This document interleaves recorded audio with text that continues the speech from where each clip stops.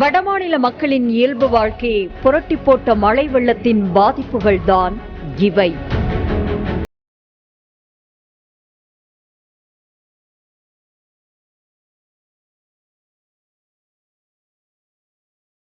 மாநிலத்தில் கடந்த சில தினங்களாகவே பருவமழை வெளுத்து வாங்கும் நிலையில் நன்டெட் மாவட்டத்தில் இடைவிடாமல் பெய்த மழை காரணமாக பல்வேறு இடங்களில் மழைநீர் பெருக்கெடுத்து ஓடியது. சாலைகளே தெரியாத அளவிற்கு பாதையை மூழ்கடித்தபடி மழை வெள்ளம் சென்றதால் மேடு பள்ளம் தெரியாமல் வாகன ஓட்டிகள் கடும் அவதிக்கு உள்ளாகினர்.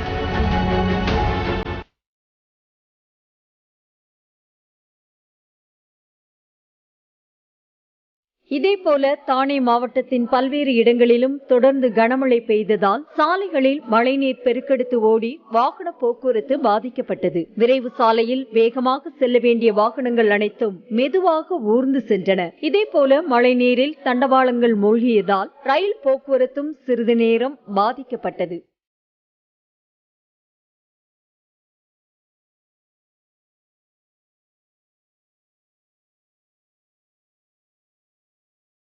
மும்பைக்கு குடிநீர் விநியோகம் செய்யும் பிரதான 7 ஏரிகளில் ஒன்றான மொடாக் சாகர் ஏரி ஒரே நாள் இரவில் பெய்த கனமழையினால் நிரம்பி வழிந்தது. மதகுகள் வழியாக தண்ணீர் வெளியேறும் போது பொங்கி எழுந்து ஆற்றில் பாய்ந்தது.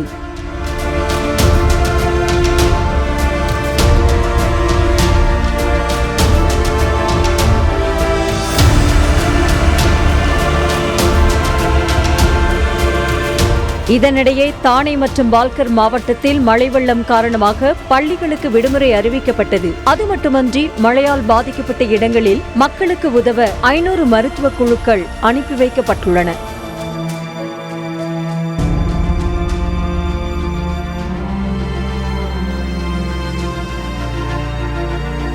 குஜராத்தின் நவ்சாரியில் இரவு முழுவதும் பெய்த தொடர் மழையால் சாலைகளில் திரும்பிய பக்கமெல்லாம் வெள்ளம் பாய்ந்தோடியது. குடியிருப்பு பகுதிக்குள் மழை வெள்ளம் புகுந்ததால் பொதுமக்களின் இயல்பு வாழ்க்கை பெரிதும் பாதிக்கப்பட்டுள்ளது. மேலும் இடுப்பளவு தண்ணீரில் நடந்து செல்லும் சூழலுக்கு மக்கள் தள்ளப்பட்டனர்.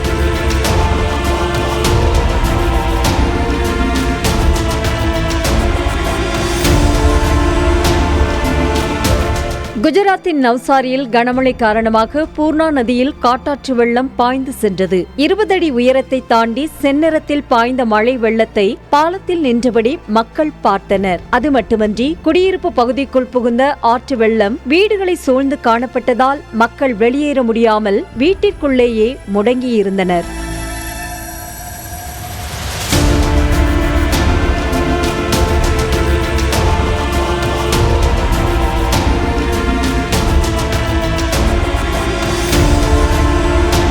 இதேபோல ராஜஸ்தானிலும் தொடர் மழையால் பல இடங்களில் வெள்ளப்பெருக்கு ஏற்பட்டுள்ளது. பிகானர் பகுதியில் கோவிலுக்கு பின்னால் இருந்த குளம் நிரம்பி வழிந்ததால் கடல் அலை போல சென்று கோவில் வளாகத்திற்குள் தண்ணீர் புகுந்தது. இதனால் பக்தர்களின் வருகைக்கு தடை விதிக்கப்பட்டு தரிசனம் ரத்து செய்யப்பட்டுள்ளது.